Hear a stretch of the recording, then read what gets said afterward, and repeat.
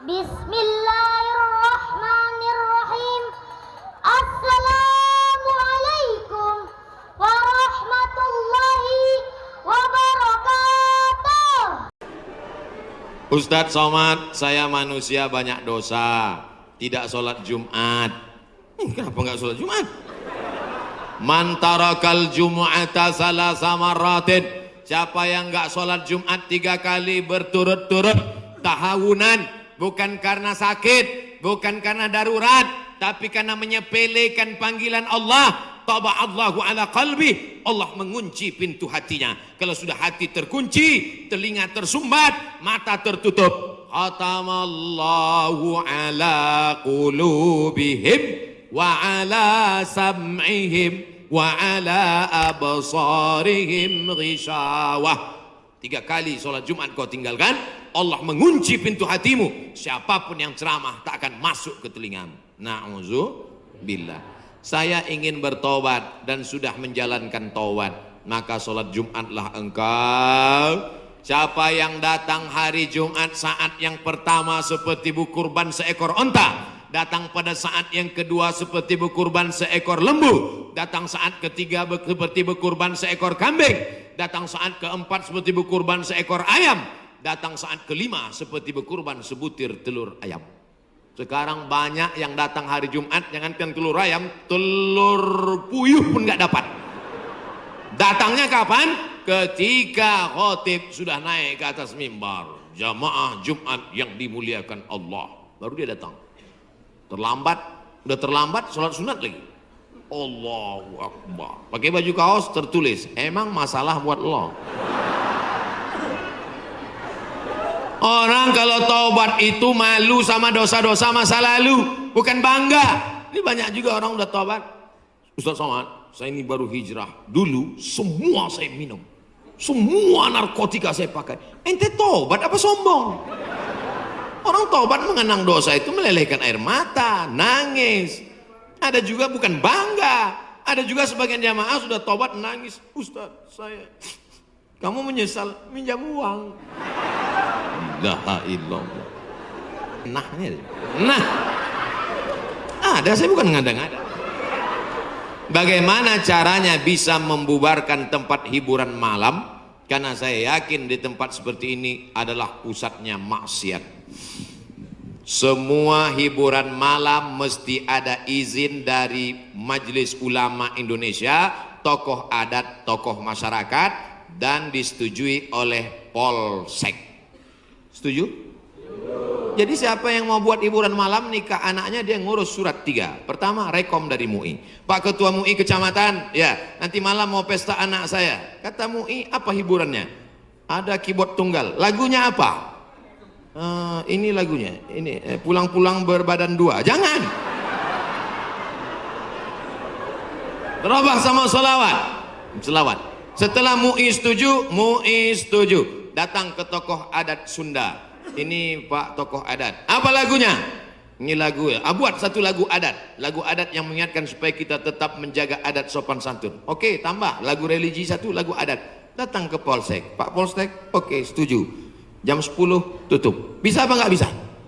Bisa. Jangan suruh saya datang ceramah ke situ, nanti mereka sudah mabuk baru datang saya, assalamualaikum. Nggak bisa. Ini amar ma'ruf nahi mungkar ini bukan cuma tugas ustadz, tapi tugas kita bersama.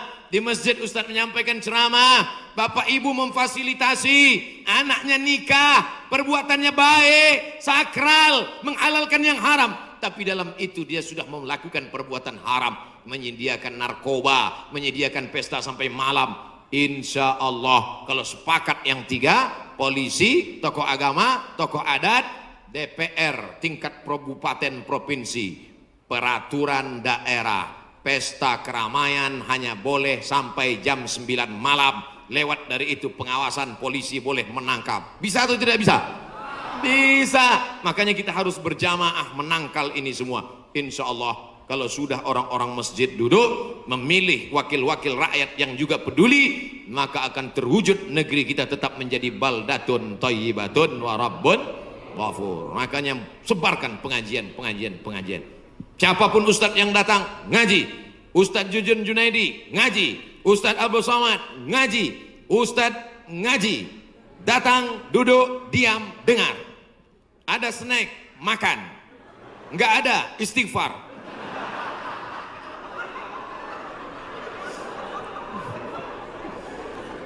Kenapa hati ini masih keras Ustadz? Belum bisa nangis di saat tahajud Ustadz. Datang seorang bertanya kepada Nabi, an qaswatil qalbi, hatinya keras. Apa kata Nabi? At'imil masakin wamsah ra'sal yatim. Kalau mau melembutkan hati, kasih makan fakir miskin, usap kepala anak yatim. Siap? Ngaji jangan ditunda-tunda. Pulang dari sini langsung mampir ke rumah makan, beli nasi bungkus, bawa ke panti jompo. Anak mereka sudah meninggal, hidup sebatang kara, belikan kain sarung, langsung datang. Assalamualaikum Bapak Ketua Panti Jompo. Waalaikumsalam. Berapa semua orang jompo di sini? Ada 100 orang. Saya mau makan siang sama mereka. Semuanya 2 orang aja. Kebetulan kok nasinya cuma 2 kan. Melihat mereka nanti menyuap, menggeletar tangannya memasukkan nasi yang kau masukkan, maka disitulah hatimu akan lunak. Pergi ke rumah anak yatim, tanya, anak yatim sudah berapa bulan gak bayar uang sekolah? Lihat bajunya, dijahit, sobek, rupanya kain sudah lapuk, kain kelas 1. Senangkan hatinya. Nabi yang mengasih resep ini, an qaswatil qalbi, azab yang paling hebat bukan miskin, azab yang paling dahsyat bukan susah, azab di atas azab adalah hati yang keras. Wa inna minal hijarati lama yatafajjaru minhul alhar, ada batu keras tapi masih bisa mengalirkan air. Wa inna minha lama yahbitu min khasyatillah, ada batu yang keras tapi hancur berkeping ketika takut kepada Allah. Di atas bukit Tursina, saya ketika naik ke atas bukit Tursina di Mesir, tempat Nabi Musa menerima wahyu, itu nampak batu-batu hancur. Kata imam masjid yang ada di atas, inilah batu yang hancur saat takut kepada Allah SWT. Tapi kalau sudah hati menjadi keras, maka tak akan meleleh apa-apa. Kalau ada orang tidak meleleh apa-apa, pelit, medit, bakhil, itu salah satu ciri hati yang keras. Lunakkan hati dengan banyak bersedekah. Saya kalau ikut pengajian, telinga saya tahan. Kalau ikut sholat malam, mata saya tahan. Kalau datang ke masjid, kaki saya tahan. Tapi kalau sudah keluar duit, dompet saya nggak tahan. Banyak orang ketika keluar, alhamdulillah masjid ini adalah wakaf orang-orang baik di Panyawangan, di Jawa Barat. Ternyata orang-orang Sunda, orang-orang Jawa Barat ini berwakafnya tidak tanggung-tanggung, langsung satu masjid. Mudah-mudahan akan banyak wakaf-wakaf yang lain insyaallah. Amin. Sekarang banyak juga orang berwakaf. Ustaz Somad, itu tanah saya wakafkan. Mantap. Begitu diurus di Badan Pertahanan Nasional, rupanya suratnya 5. Kenapa kau wakafkan tanah bermasalah? Karena bermasalah, itulah saya wakafkan Ustaz. Nauzubillah. Kalau hatimu masih keras juga, hadirlah di tempat penguburan jenazah. Berdirilah di tepi kubur tempat jenazah. Kubur, suruh kawan satu nyenggol dari belakang. Masuk kau ke dalam, kau sambut jenazahnya, kau pegang masuk ke lubang, terasa dingin dari bawah, sadarlah bahwa kau juga akan mati masuk ke dalam. Rumahmu yang besar tinggal, istrimu akan nikah dengan brownies. Mobilmu yang mewah akan dijual, suratnya akan berganti di kantor Samsat. Tanahmu akan diganti akte notaris. Kau hanya akan membawa 2-3 helai kain kafan, digulung macam dodol Garut. Apa yang kau bawa mati menghadap Allah SWT? Ada orang Islam mati bawa seragam? Ada. Tadi saya baru dikasih jaket kulit, sayang sekali. Tapi jaket itu pun tinggal kalau kau mati, Abdul Somad. Kenapa nggak dipakai sekarang? Panas. Apa yang kau bawa mati? Kalau pernah kau usap kepala anak yatim, kalau pernah kau infak sedekah untuk masjid, itulah yang akan kekal abadi. Yang mewakafkan tanah ini sudah meninggal, tapi terang kuburnya, lapang makamnya insya Allah. Amin.